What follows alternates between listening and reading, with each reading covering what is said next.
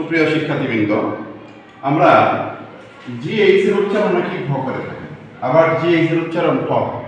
তো ফ কেন হয় এটা নিয়ে অনেকে আমরা হেজিটেশনে পড়ে যাই। কখন জিএইচ এর উচ্চারণ আমরা ফ করব?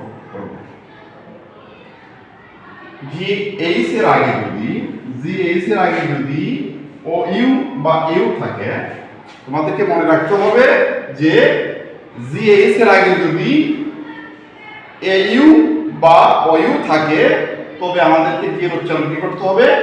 ফ করতে হবে। তাহলে আমি তোমাদেরকে এক্সাম্পল দেখাচ্ছি।